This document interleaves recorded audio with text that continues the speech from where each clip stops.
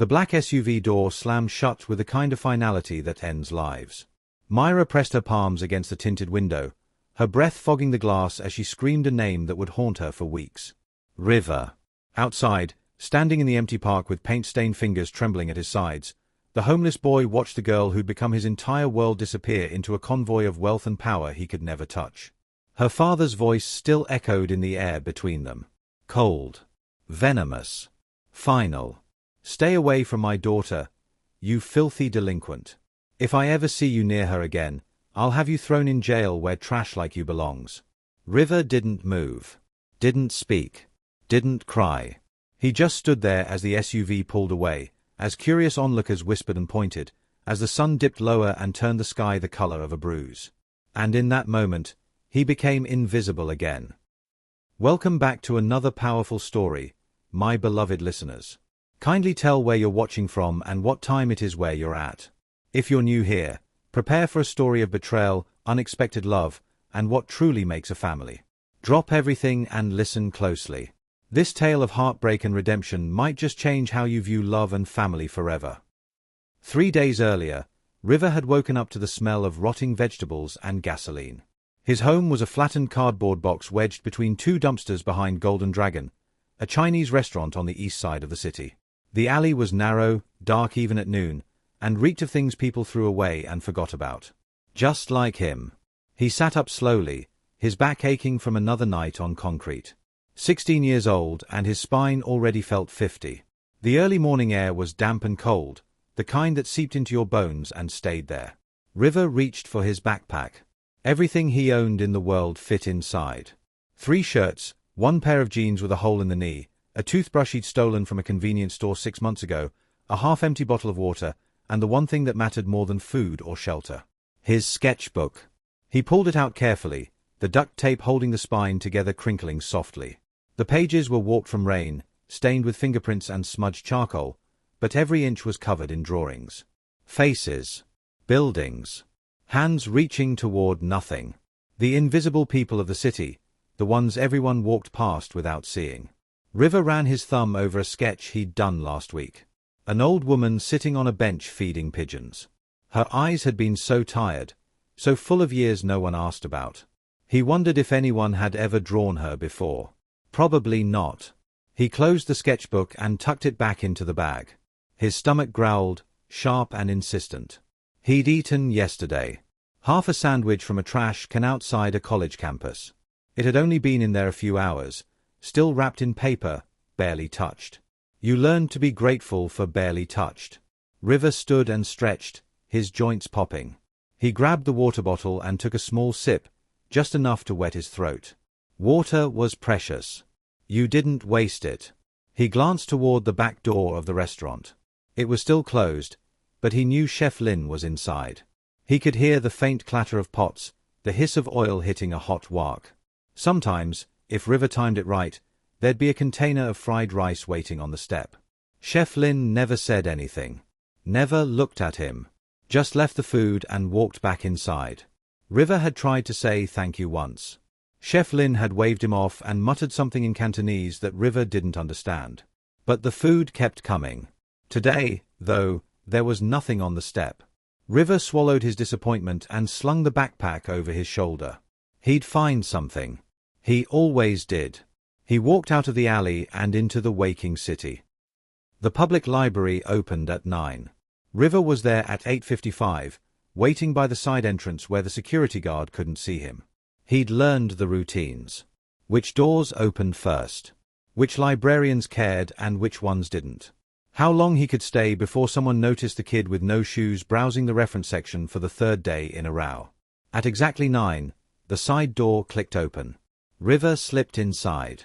The library was quiet, the kind of quiet that felt holy. Rows of books stretched out like promises. Tables sat empty, waiting for students who wouldn't arrive for hours. The air smelled like paper and dust and knowledge. River loved it here. He made his way to the back corner, past the fiction section, past the computers, to the lonely shelves no one ever visited. Mathematics. Advanced physics. Art history. He pulled a book on algebraic equations off the shelf and sat on the floor, his back against the wall. Numbers made sense to River in a way nothing else did. They didn't lie. Didn't judge. Didn't care if you lived in a box or a penthouse. 2 plus 2 was always 4, whether you were a billionaire or a ghost. He lost himself in the equations, his finger tracing the problems, solving them in his head. Quadratic formulas. Parabolas. Graphing functions. Easy. An hour passed. Then 2. River, a voice said. He looked up. Mrs. Kowalski, the head librarian, stood above him. She was older, maybe 60, with silver hair pulled into a tight bun and glasses that sat crooked on her nose. She wasn't smiling.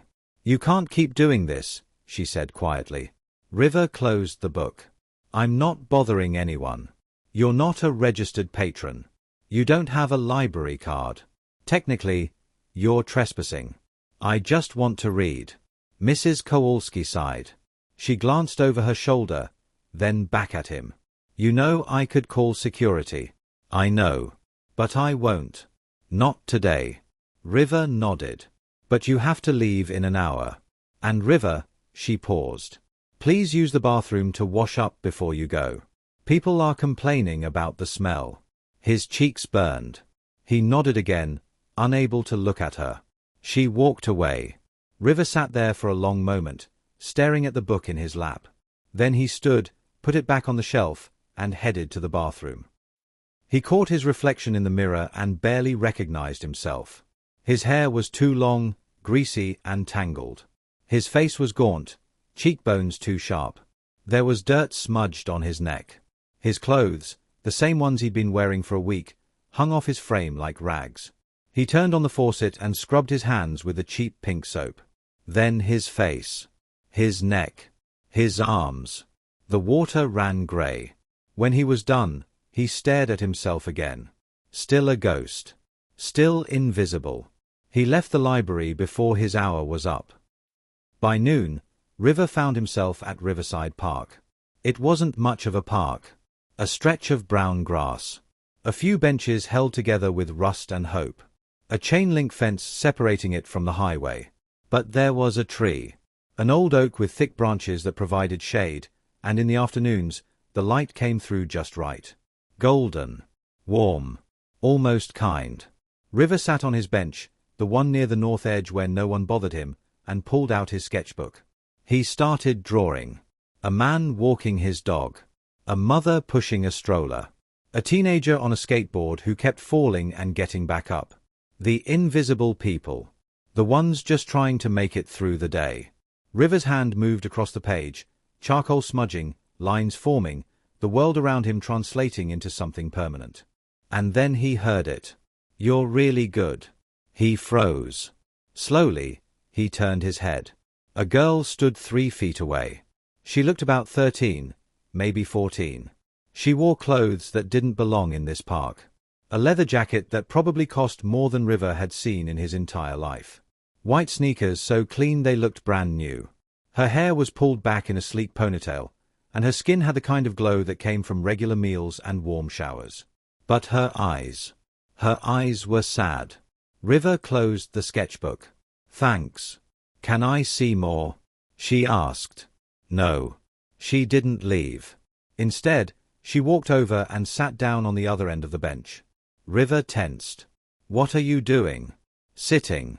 "I can see that." "Why?" She shrugged. "I don't know." They sat in silence. River waited for her to get uncomfortable and leave. Rich kids always did.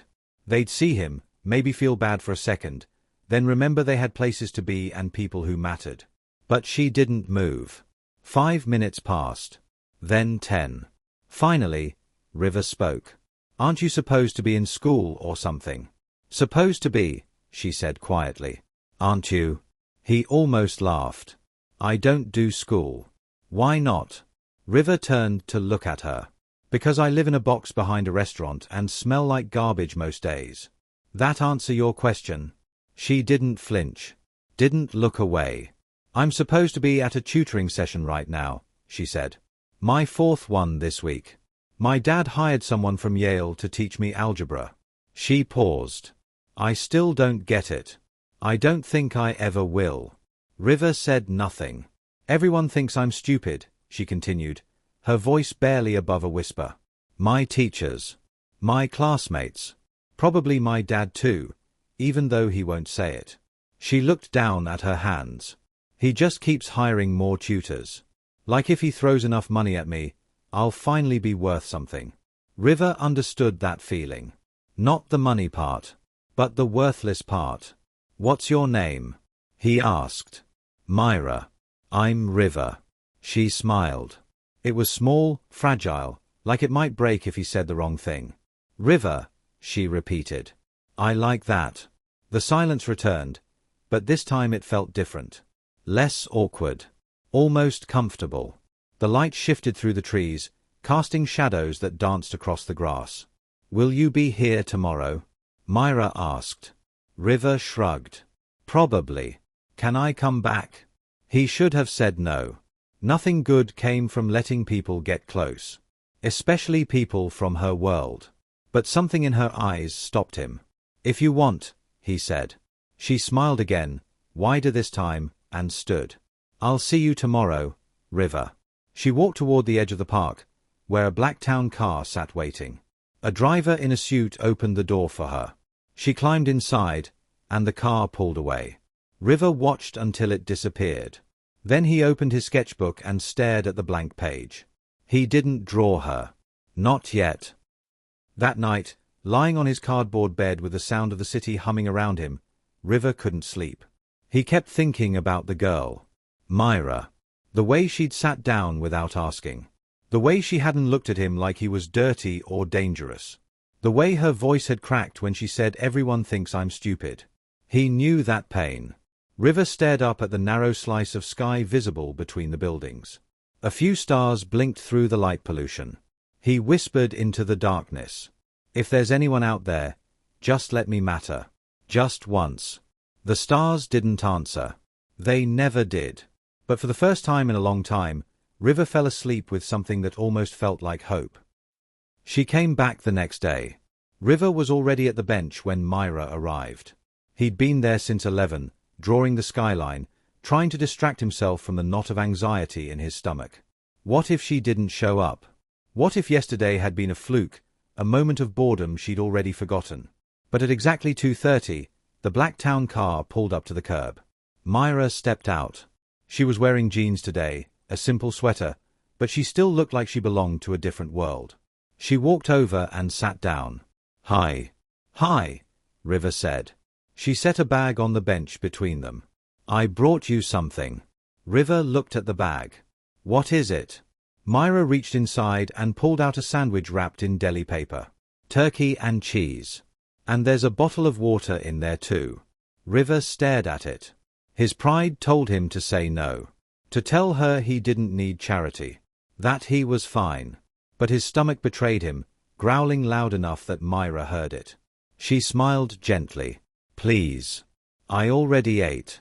River hesitated, then took the sandwich. Thanks, he said quietly. He unwrapped it slowly, almost reverently. The bread was soft, fresh. The turkey thick. There was lettuce and tomato and some kind of sauce that smelled amazing. He took a bite. It was the best thing he'd tasted in months. Myra watched him eat, not in a weird way, just quietly, like she was glad to see him not starving. When he finished, he wiped his mouth with the back of his hand. Why are you doing this? He asked. Myra tilted her head. Doing what? This. Coming back. Bringing me food. I'm nobody. You're not nobody. You don't even know me. She looked him in the eye. Maybe I want to. River didn't know what to say to that. Myra reached into her bag again and pulled out a textbook. Can I ask you something? Depends. She opened the book to a page filled with equations. Can you look at this? I've been staring at it for 3 days and I still don't understand what they're asking. River glanced at the page. Algebra. Quadratic equations. He scanned the problem. It was asking her to graph a parabola and find the vertex. Easy. Okay, he said. So you're trying to find where the graph crosses the x-axis, right? Myra blinked. I think so. River scooted closer. He pointed at the equation. See this part? That's your A, B, and C. You plug them into the formula. What formula? He reached into his backpack and pulled out a pencil stub. You got paper? Myra tore a page from her notebook and handed it to him. River started writing, his hand moving quickly, explaining as he went. When you have an equation like this, you're looking for the roots. That's where the parabola touches the ground.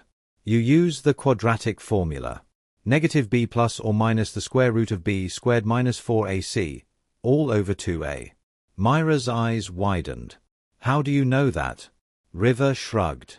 I just do. But you don't go to school. Doesn't mean I don't learn. He kept explaining, breaking it down step by step, drawing a rough graph on the paper to show her what the parabola would look like. Myra watched, leaning in, her brow furrowed in concentration. And then, slowly, something shifted in her expression. Oh my God, she whispered. What? I actually understand. River looked up at her. She was staring at the paper like it was a miracle. I've had 4 tutors explain this to me, she said, her voice shaking. 4. And none of them made sense. But you, she looked at him. You just made it click. River felt something strange bloom in his chest. Pride. Purpose. The feeling that maybe, just maybe, he wasn't completely useless. You're not dumb, he said quietly. You just needed someone to explain it differently. Myra's eyes filled with tears. She wiped them quickly, embarrassed. Sorry. I've never, she took a breath. No one's ever made me feel smart before. River didn't know what to say, so he just nodded. They sat there in the golden afternoon light, the city humming around them, 2 kids from opposite worlds finding something neither of them had expected. Connection. Over the next 2 weeks, it became a routine. Every day at 2:30, Myra would show up with her homework and River would teach her. Math. English. History. Science. Subjects he'd never formally studied but had absorbed from library books and overhead conversations, from a mind that was hungry even when his body wasn't. And Myra soaked it in. She started getting questions right in class. Started raising her hand. Started believing she wasn't the dumb rich girl everyone thought she was. Her teachers noticed. One afternoon, she came to the park practically glowing. River, guess what? She said, sitting down so fast she almost fell off the bench. What? I got an A on my algebra quiz. An A. I've never gotten an A in my entire life. River grinned. That's amazing. It's because of you. No. It's because you're smart. You just needed to see it. Myra's smile was so wide it looked like it hurt. She reached into her bag and pulled out a small package wrapped in brown paper. I got you something, she said. River frowned. You don't have to keep doing that. I know. But I wanted to. He unwrapped it slowly. Inside was a brand new sketchbook. Thick, high-quality paper. A set of charcoal pencils. A real eraser. River's hands trembled. Myra, this is too much. No, it's not. I can't pay you back. I don't want you to. She looked at him, her expression serious. You've given me something no one else could. Let me give you something too. River swallowed hard. He opened the sketchbook to the first blank page and ran his fingers over it. It was perfect. Thank you, he whispered. That night, he drew her. Not the polished version the world saw. The real her. The girl who felt invisible even when everyone was looking. He titled it Myra, Finally Seen. But good things never lasted for River. He should have known that by now. It started small. Marcus, Myra's driver, started watching them more closely. River noticed the way the man's eyes lingered when Myra got out of the car. The way he didn't drive away immediately anymore. River mentioned it one afternoon. I think your driver's suspicious, he said. Myra waved it off. He won't say anything. How do you know? Because I'll tell him not to. River wasn't convinced. What happens when your dad finds out? He asked. Myra's face tightened. He won't. But what if he does? She turned to him, her eyes fierce. Then I'll deal with it. River, you're the best thing that's happened to me in years. I'm not giving that up. River wanted to believe her. But he'd learned a long time ago that wanting something didn't make it true. The next day, Marcus made the call. He didn't want to. He liked Myra. She was a good kid. And the homeless boy seemed harmless enough. But his loyalty was to Vincent Zhao. And Vincent had a right to know. So Marcus stood by the car, phone pressed to his ear, and told his employer that his daughter had been spending every afternoon with a homeless teenager in Riverside Park. There was a long silence on the other end. Then Vincent's voice, cold and controlled. "Stay there. I'm coming." Marcus hung up. He looked toward the park, where Myra and River sat under the oak tree, laughing about something. He sighed. This wasn't going to end well. 20 minutes later, the black SUV pulled up. River saw it first. His stomach dropped. "Myra," he said quietly. "Hold on, I'm almost done with this problem." "Myra." Something in his voice made her look up. She followed his gaze. The SUV door opened. Vincent Zhao stepped out. Tall. Imposing. Dressed in a black suit that probably cost more than most people made in a year. His face was carved from stone, his eyes sharp and cold. Myra went pale. "Oh no." River stood. "I should go." "No." Myra grabbed his arm. "Stay. Please." But Vincent was already walking toward them, his stride purposeful, his expression unreadable. He stopped 5 feet away. His eyes swept over River, taking in the torn clothes, the dirty sneakers, the backpack held together with duct tape. Then he looked at his daughter. "Myra," he said. His voice was calm, but there was steel underneath. "Get in the car." "Dad, let me explain." "Now." "No." Myra stood, stepping in front of River. "You don't understand." Vincent's jaw tightened. "I understand perfectly. You've been lying to me." Sneaking off to meet, he looked at River with barely concealed disgust. His name is River," Myra said, her voice shaking but defiant. "And he's my friend." "Your friend?" "Yes." Vincent laughed, but there was no humor in it. "Do you have any idea how dangerous this is? Meeting a stranger, a homeless boy, alone in a park? He's not dangerous. He's been helping me." "Helping you?" "Yes." "With school? With everything?" Myra's voice cracked. "He's the reason I'm finally doing well. He's the reason I don't feel stupid anymore." Vincent's expression didn't change. He turned to River. "Who are you?" he asked. River's mouth was dry. "Nobody, sir." "Nobody," Vincent repeated. He took a step closer. "What do you want from my daughter?" "Nothing. River's voice faltered. "She asked me to help her. That's all. And you expect me to believe that? That you're just some good Samaritan?" River didn't answer. Vincent's eyes narrowed. "How much?" "What? How much money do you want to stay away from her?" River felt like he'd been slapped. "I don't want money. Everyone wants money. Not me." Vincent pulled out his wallet, yanked out a stack of bills. "Here. $500. Take it and disappear." River stared at the money. $500. He could eat for months. Get new clothes. Maybe even find a place to stay for a while. But the way Vincent was looking at him, like he was trash, like he was something to be bought and thrown away, it made River's stomach turn. "No," he said quietly. Vincent's eyebrows shot up. "No. I don't want your money." "Then what do you want?" River looked at Myra. She was crying now, silent tears streaming down her face. "I just wanted to help her," River said. "That's all. I didn't ask for anything. I didn't want anything. She's my friend." Vincent's expression hardened. "Stay away from my daughter," he said, his voice low and dangerous. "If I ever see you near her again, I will have you arrested. Do you understand me?" River said nothing. "Do you understand me?" "Yes, sir." "Good." Vincent grabbed Myra's arm. "No," she screamed, trying to pull away. "Dad, please, you don't understand.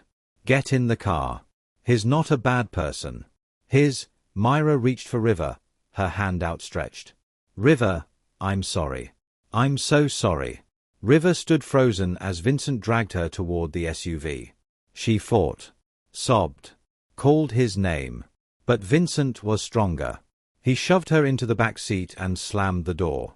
Then he turned back to River one last time. If I see you again, you're going to jail. That's not a threat. It's a promise. He got into the car. The engine roared to life. And they were gone. River stood in the empty park. A few people had stopped to watch the scene. They whispered to each other, some shaking their heads, some recording on their phones. River didn't care. He couldn't feel anything. Slowly, he walked back to the bench and sat down. Myra's textbook was still there, open to the page they'd been working on. River closed it gently. He picked up his new sketchbook, the one she'd given him, and stared at the drawing of her. Myra, finally seen. His hands started to shake. Then the tears came. Silent. Hot. Unstoppable. River buried his face in his hands and cried until there was nothing left. When he finally looked up, the sun had set. The park was empty. He was alone again. Invisible again. He stood, grabbed his bag, and walked back to the alley behind the Chinese restaurant. Back to his cardboard box. Back to the life he'd tried so hard to escape. And as he lay down on the cold concrete, staring up at the sliver of sky above, River whispered into the darkness. I should have known better. The stars didn't answer. They never did. Vincent Zhao didn't speak during the drive home. He sat in the front passenger seat, his jaw clenched, his hands gripped into fists on his lap. Behind him, Myra sobbed into her hands, her whole body shaking with the kind of grief that comes from losing something precious. Marcus drove in silence, his eyes flicking to the rearview mirror every few seconds, watching the girl fall apart. When they pulled into the circular driveway of the Zhao estate, Vincent got out without a word. He didn't open Myra's door. Didn't wait for her. Just walked straight into the house. Myra stumbled out of the car, her face blotchy and swollen. Marcus caught her elbow to steady her. Miss Myra, he started. She jerked her arm away. Don't. He let her go. She ran inside, up the marble staircase, and slammed her bedroom door so hard the chandelier in the foyer swayed. Vincent stood in his study, staring out the floor-to-ceiling windows at the city skyline. The lights twinkled like stars, cold and distant. Behind him, the door opened. His assistant, Caroline, stepped inside. Sir, is everything all right? Marcus said there was an incident. Vincent didn't turn around. My daughter has been sneaking off to meet a homeless boy in a public park. Caroline's eyes widened. Oh. I want increased security on her. No more unsupervised outings. If she leaves this house, someone goes with her. Understood? Yes, sir. And get me her school records. All of them. I want to see her grades, attendance, everything from the last 3 months. Right away. Caroline hesitated. Sir, if I may.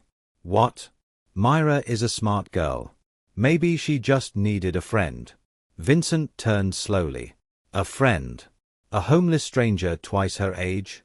He's 16, sir. Marcus checked. Vincent's expression didn't soften. I don't care if he's 12. He's a liability. A danger. And I will not allow my daughter to be manipulated by some street kid looking for a meal ticket. Caroline said nothing. That will be all, Vincent said. She nodded and left.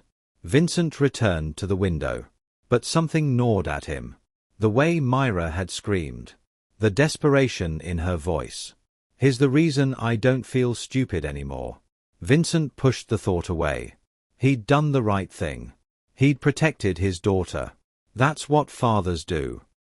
Upstairs, Myra lay on her bed, staring at the ceiling. Her phone buzzed. She ignored it. It buzzed again. And again. Finally, she picked it up. Messages from her friends. Classmates. People she barely talked to. OMG, did you see the video? Your dad went off on that homeless kid. That was so intense. Are you okay? Someone had posted it. The whole confrontation. Vincent dragging Myra to the car. River standing there, helpless. It already had 10,000 views. Myra turned her phone off and threw it across the room. She buried her face in her pillow and screamed. 3 hours later, there was a knock on her door. Myra didn't answer. The door opened anyway. Vincent stepped inside. "Myra, we need to talk." She didn't move. Vincent walked over and sat on the edge of her bed. "I know you're upset." Myra sat up, her eyes red and swollen. "Upset? You humiliated him. You treated him like garbage. He is garbage." Myra's voice went cold. "Get out." "Excuse me?" "I said get out." Vincent's jaw tightened. "I am your father. You do not speak to me that way. And you're supposed to protect me, not destroy the one good thing in my life. That boy is not good for you. You don't even know him." "I know enough. He's homeless. Uneducated. Dangerous." "He's brilliant," Myra shot back. "He's kinder than anyone I've ever met. He saw me, Dad. Actually saw me. Not my last name. Not your money. Just me." Vincent stood. "You're too young to understand." "I understand perfectly. You can't control this, so you destroyed it. I protected you." "No." Myra's voice broke. "You protected yourself. Because God forbid your daughter has a friend who doesn't fit into your perfect world."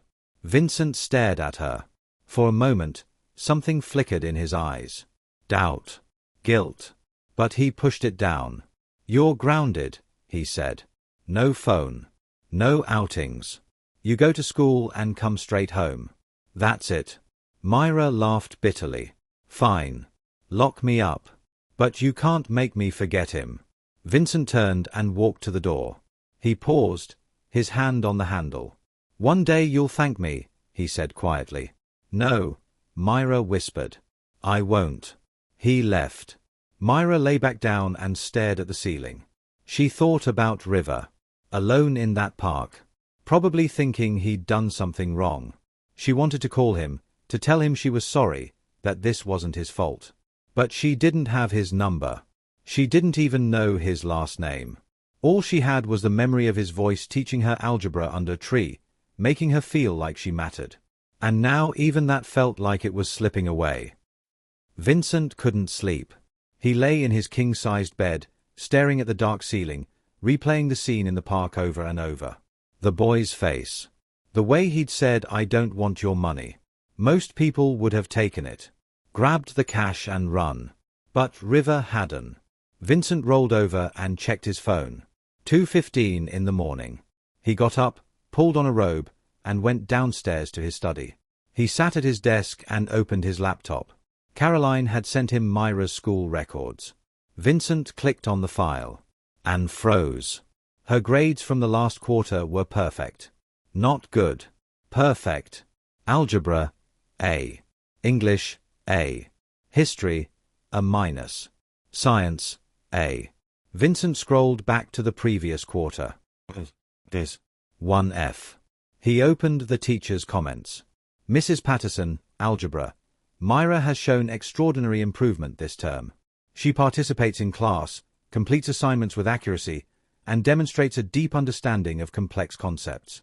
Whatever support she's receiving at home is clearly effective. Keep it up." Mr. Delgado, English. Myra's essay on symbolism in To Kill a Mockingbird was insightful and well written. She has come a long way. I'm impressed. Vincent sat back in his chair. He'd hired 4 tutors in the last 2 years. Elite educators from top universities. He'd paid them thousands of dollars. And none of them had done this. None of them had turned his struggling daughter into an A student. But a homeless 16-year-old had. In 6 weeks. Vincent closed the laptop. He thought about the boy again. River. The way he'd stood there, scared but defiant. The way he'd looked at Myra like she was something precious. Vincent rubbed his face. What am I missing? The next morning, Vincent called Marcus into his office. I need you to do something for me, Vincent said. Marcus nodded. Of course, sir. The boy from yesterday. River. I want to know everything about him. Marcus hesitated. Sir, I'm not sure that's everything, Vincent repeated. Where he came from. How he ended up on the streets. What his story is. I want a full report by tonight. Marcus frowned. May I ask why? Vincent didn't answer. Marcus sighed. I'll see what I can find. By 6 that evening, Marcus returned with a folder. Vincent opened it. Inside were printed documents, background checks, missing persons reports, social service records. Vincent read slowly. River's mother, Naomi Castellano. Last known address, an apartment in the South District. Evicted 7 years ago for failure to pay rent. Whereabouts unknown. River's father, unknown. Foster care records. River Castellano entered the system at age 9. Placed in 3 different homes over 4 years. Notes of behavioral issues. Running away. Refusal to comply with rules. At age 12, he disappeared from the system entirely. No arrests. No hospital records. No death certificate. He'd simply vanished into the streets. Vincent set the folder down. 12 years old. This kid had been surviving on his own since he was 12. Vincent thought about Myra at 12. Worried about homework and what to wear to her friend's birthday party. And River had been fighting just to eat. Vincent picked up the last document in the folder. It was a photocopy of a school report card from when River was 8. Straight A's. Teacher's note, River is exceptionally gifted, particularly in mathematics and art. With proper support, this child could achieve remarkable things. Vincent stared at the note. Exceptionally gifted. He'd called this boy garbage. He'd offered him money like he was a beggar. Vincent closed the folder and leaned back in his chair. What have I done? He couldn't let it go. The next day, Vincent asked Marcus another question. The day I confronted him, did you see what the boy was carrying? A backpack, sir. And I think a notebook. Where is it now? Marcus frowned. I believe it's still in the car. He left it on the bench. I picked it up before we drove off. Thought it might be important. Vincent's heart skipped. Bring it to me. 10 minutes later, Marcus returned with a battered sketchbook held together with duct tape. Vincent took it carefully. He opened it to the first page. And his breath caught. It was a drawing of an old woman sitting on a bench. The detail was extraordinary. Every wrinkle. Every strand of hair. The sadness in her eyes so real it felt like she was staring back at him. Vincent turned the page. A man sleeping on the subway. His face gaunt. His clothes torn. But drawn with such care, such humanity, that Vincent felt something twist in his chest. Another page. A child holding her mother's hand. Both of them smiling. Another. A cityscape at sunset, the buildings sketched in perfect perspective, the sky shaded in gradients of grey. Vincent kept turning pages. Every single one was filled with life. With people. With moments that most would walk past without noticing. And then he reached the last drawing. It was Myra. But not the polished, put-together version Vincent knew. This was Myra raw. Vulnerable. Her eyes filled with hope and fear and something that looked like joy. Underneath, in careful handwriting, River had written, Myra, finally seen. Vincent's hand trembled. He set the sketchbook down on his desk and stared at it. This boy wasn't a con artist. He wasn't a manipulator. He was an artist. A teacher. A kid who'd been dealt the worst hand possible and still found a way to give instead of take. And Vincent had destroyed him. He closed his eyes. For the first time in 20 years, Vincent Zhao felt ashamed. That night, Vincent went to Myra's room. She was sitting at her desk, staring blankly at an open textbook. She didn't look up when he entered. Myra, he said quietly. She turned a page. Didn't read it. Just turned it. I need to ask you something. She said nothing.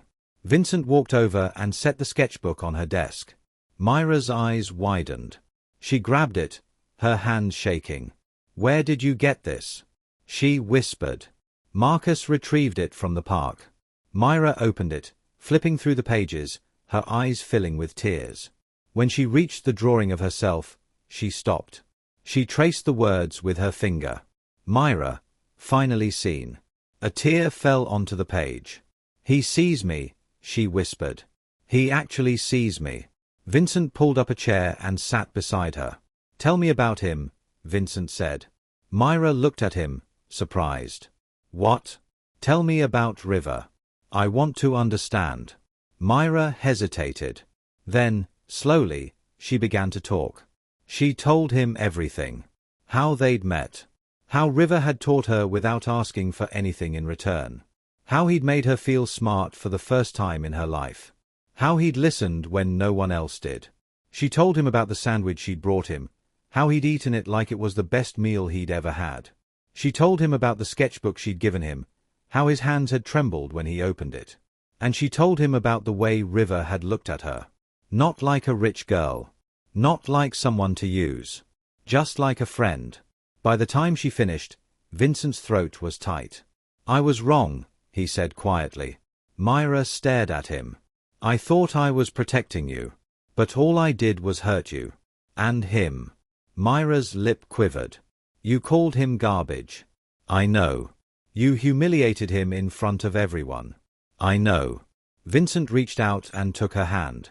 I'm sorry, Myra. I'm so sorry. Myra pulled her hand away. Saying sorry to me doesn't fix what you did to him. You're right. Vincent stood. Where are you going? Myra asked. To find him. Vincent started looking the next morning. He went back to Riverside Park, alone this time, and sat on the bench where he confronted River. The park was quiet. A few joggers. A man walking his dog. No sign of River. Vincent waited for 2 hours. Nothing. He stood and walked around the park, asking anyone who'd listen. Excuse me, have you seen a teenage boy? Thin, dark hair, carries a sketchbook? Most people shook their heads. One man, older, with a shopping cart full of cans, looked at Vincent for a long time. You the one who yelled at him? The man asked.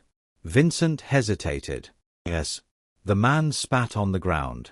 He ain't been back since. You scared him off. Do you know where he might be? The man shrugged. Kids like him don't stay in one place. Could be anywhere. Vincent pulled out his wallet. If you see him, tell him someone's looking for him. Tell him it's important. He handed the man $100 bill. The man took it, surprised. I'll keep an eye out. Vincent nodded and walked away. Over the next 3 days, Vincent searched. He went to homeless shelters, soup kitchens, public libraries. He showed River's picture, a still frame from the video Marcus had taken, to anyone who would look. Some recognized him. Most didn't. One librarian, an older woman with silver hair, narrowed her eyes when she saw the photo. River, she said. He used to come here. Do you know where he is now? She shook her head. Haven't seen him in over a week. He was a good kid. Quiet. Smart. If he comes back, will you tell him someone's looking for him? The woman studied Vincent. You're the father, aren't you? The one from the video. Vincent's jaw tightened. Yes. She crossed her arms. That boy didn't deserve what you did to him. I know. Do you? Vincent met her gaze. I'm trying to make it right. The woman sighed. If I see him, I'll tell him. But don't be surprised if he doesn't want to talk to you. Vincent nodded. I understand. On the 4th day, Vincent got a call from Marcus. Sir, I think I found him. Vincent's heart jumped. Where? Behind a Chinese restaurant on Eastern 5th. Golden Dragon. The owner says a kid's been sleeping in the alley for months. Vincent grabbed his keys. I'm on my way. The alley was narrow and dark, even in the middle of the day. Vincent stepped carefully over broken glass and trash, his expensive shoes sinking into something he didn't want to identify. At the far end, wedged between 2 dumpsters, was a cardboard box. And curled up inside, asleep, was River. Vincent stopped. The boy looked smaller than he remembered. Thinner. His clothes were filthy. His face streaked with dirt. But even in sleep, there was something about him. A quiet dignity. A strength that shouldn't exist in someone so young. Vincent crouched down. "River," he said softly. The boy didn't move. Vincent reached out and gently touched his shoulder. River's eyes flew open. He scrambled back, his body slamming against the dumpster, his breath coming in short gasps. When he saw Vincent, his face went white. "Please," River whispered. "I stayed away. I didn't go near her. I swear." Vincent's chest tightened. "I know," he said quietly. River stared at him, confused. "Then why are you here?" Vincent sat down on the ground, ignoring the filth, and looked River in the eye. "I'm here to apologize." River blinked. "What?" "I was wrong. About you. About everything." River didn't move. Vincent continued. "I thought you were trying to use my daughter. I thought you were dangerous. But I was wrong. You're not any of those things." He pulled out the sketchbook and held it out. River's eyes widened. "You kept it." "I did. And I looked through it. Every page." River took the sketchbook, his hands shaking. "You're extraordinarily talented," Vincent said.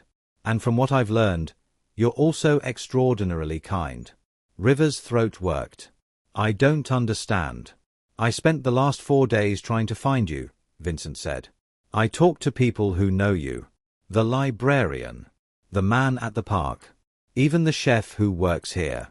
River glanced toward the restaurant. "He told me you've been living in this alley for 8 months. That he leaves you food because you remind him of his son." River looked down. Vincent leaned forward. "River, I had you investigated. I know about your mother. About foster care. About everything you've been through." River's jaw clenched. "So now you pity me?" "No." Vincent's voice was firm. "I respect you." River looked up, stunned. "You survived 4 years on the streets and stayed out of trouble. You taught yourself subjects most kids need years of school to learn.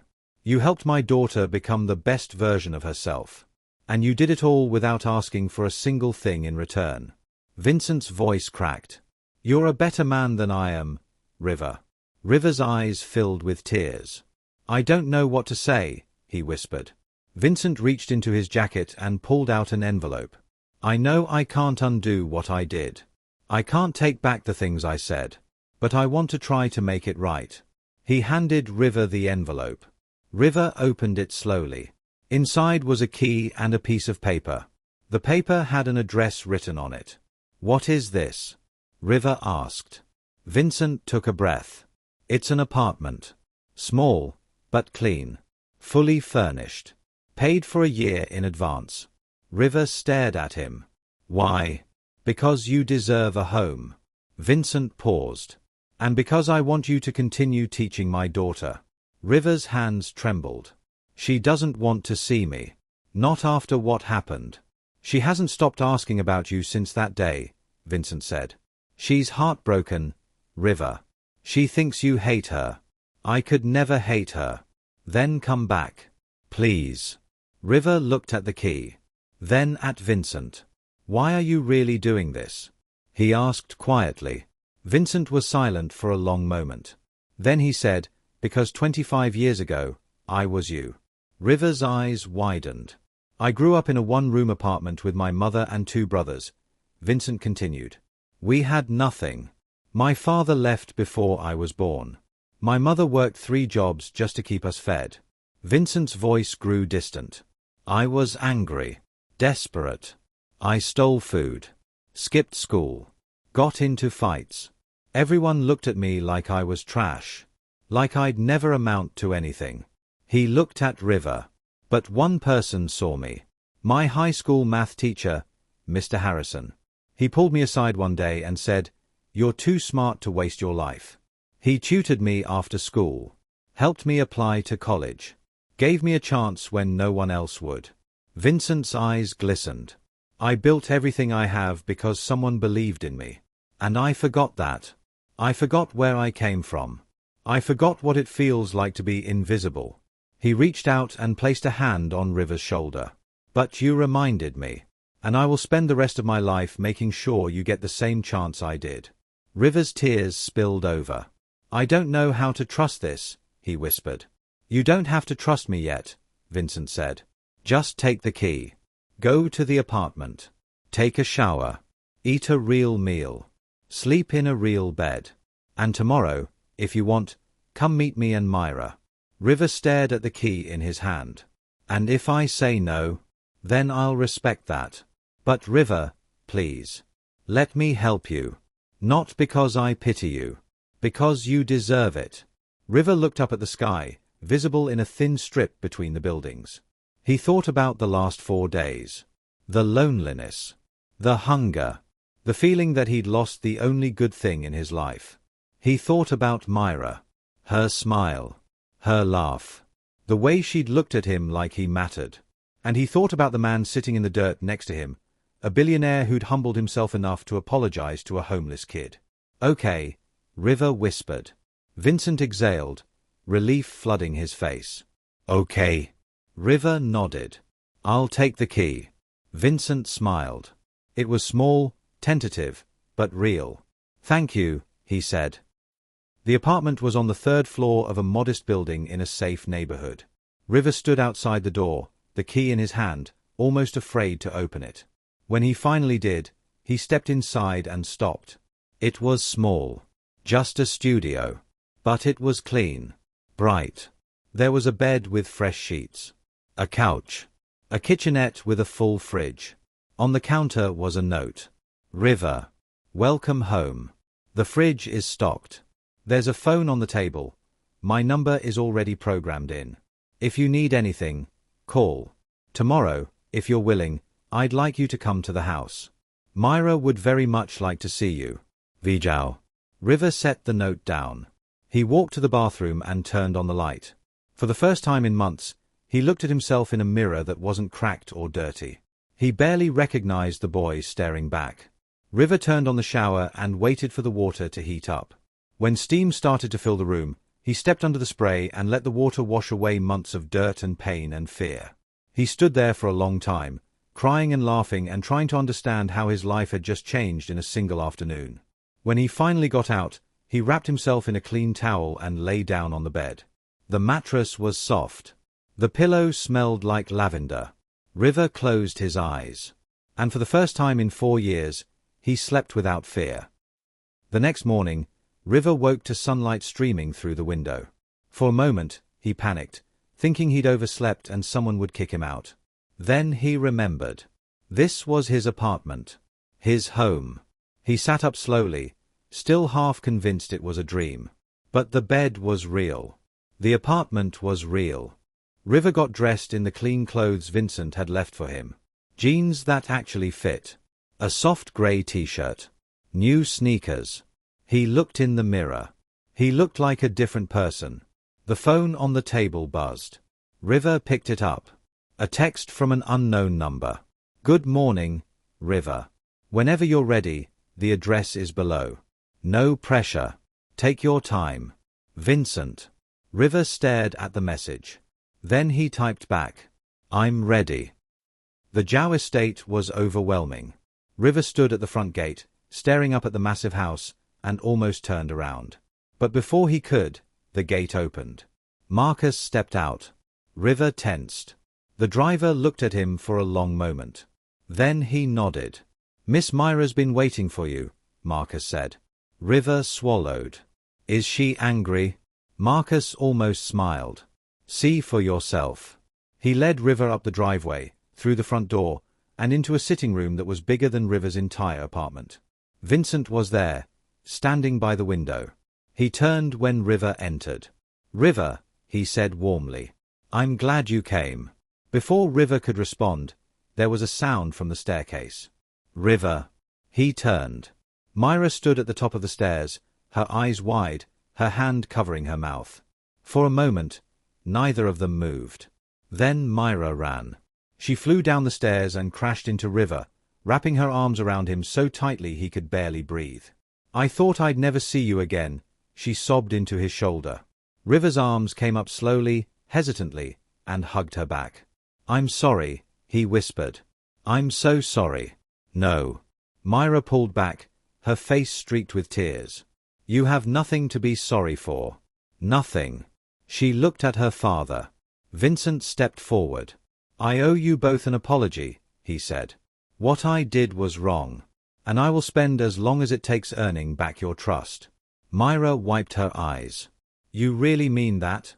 I do. She looked at River. He's giving you a place to stay? River nodded. And he wants you to keep teaching me? If you want to, Vincent said. Myra's face broke into a wide smile.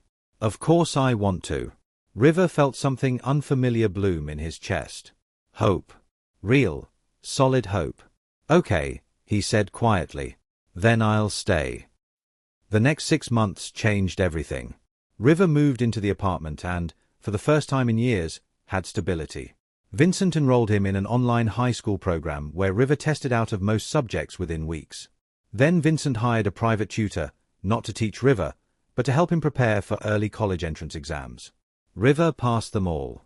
By the end of the year, he was enrolled in a local community college with a full scholarship, studying art and mathematics. But more than that, he had a family.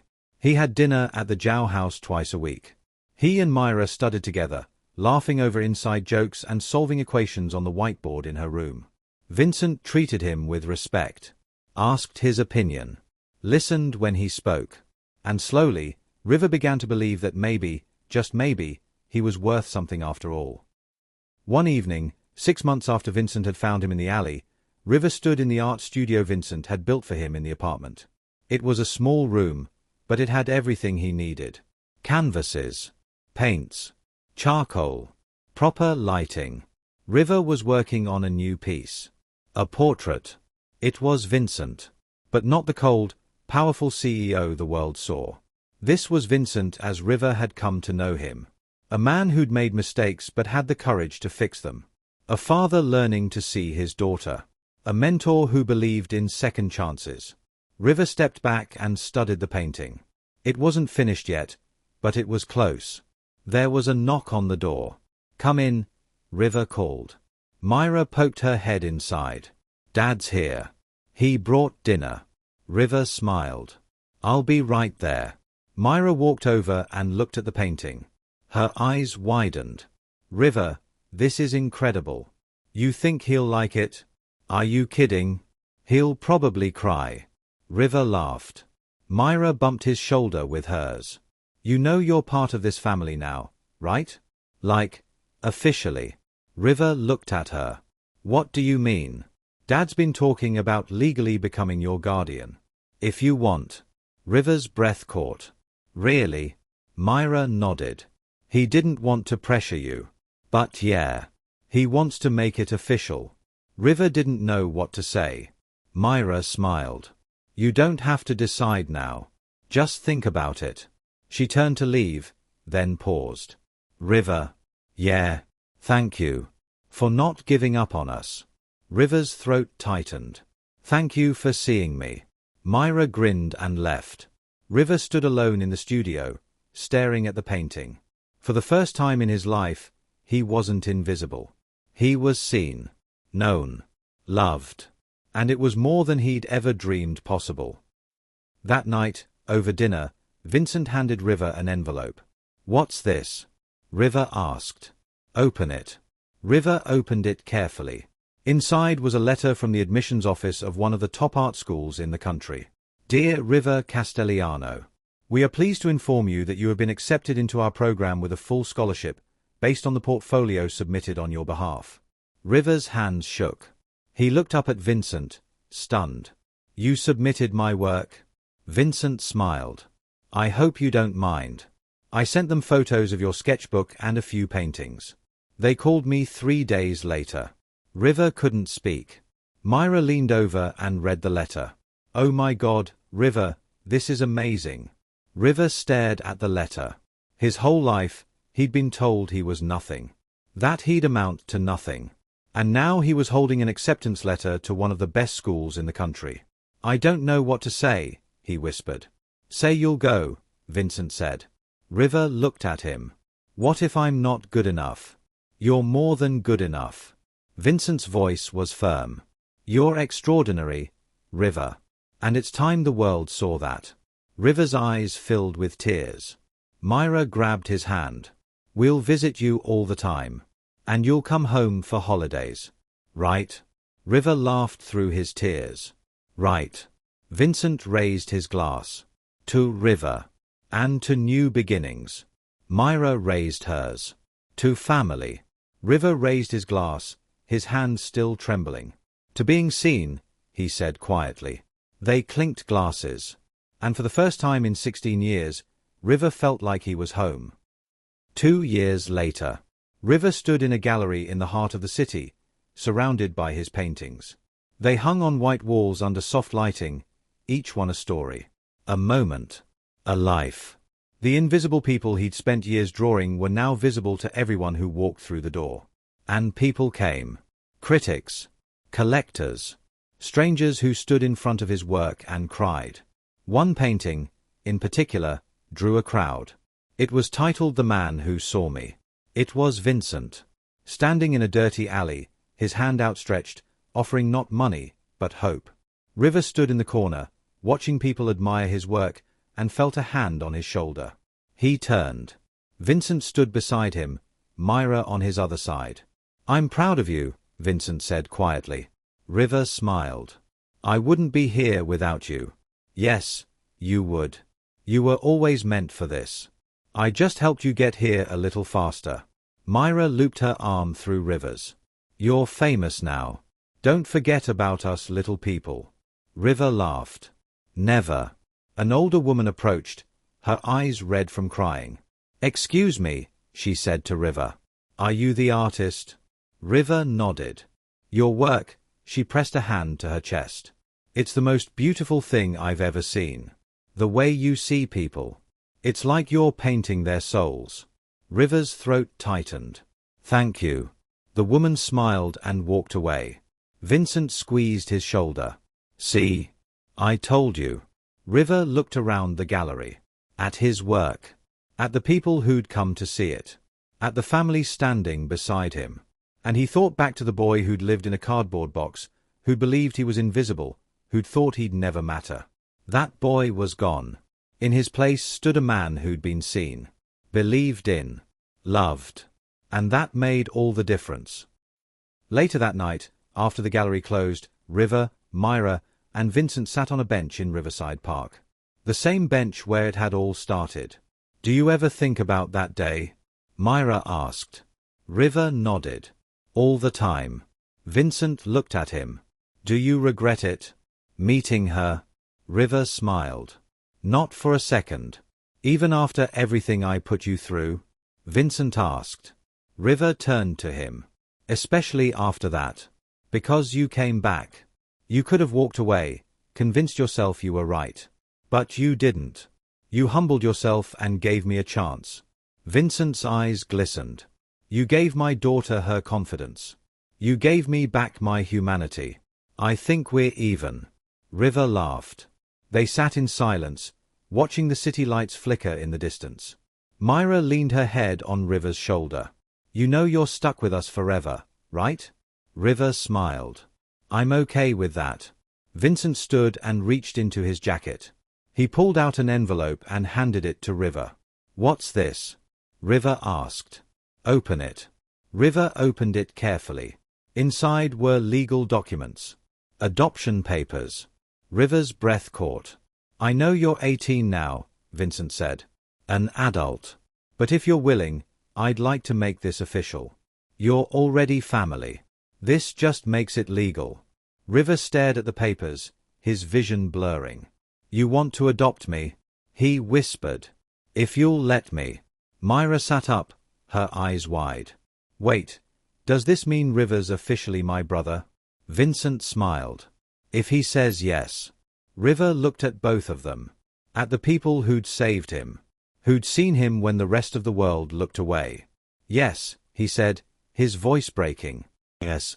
Myra threw her arms around him, laughing and crying at the same time. Vincent pulled them both into a hug.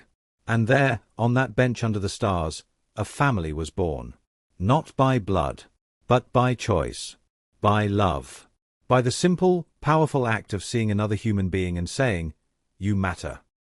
The story of River Castellano spread. News outlets picked it up. A homeless teenager turned celebrated artist, adopted by the billionaire who once humiliated him. People called it a miracle. But River knew the truth. It wasn't a miracle. It was what happened when someone chose to see. When someone chose to apologize. When someone chose love over pride. River used his platform to speak about homelessness. About the invisible people still living on the streets. About the fact that talent and worth weren't determined by zip codes or bank accounts. He started a foundation with Vincent's help. Scholarships for homeless youth. Art programs in underserved communities. Mentorship for kids who'd been written off by the system. And every year, on the anniversary of the day Vincent found him in that alley, River went back to Riverside Park.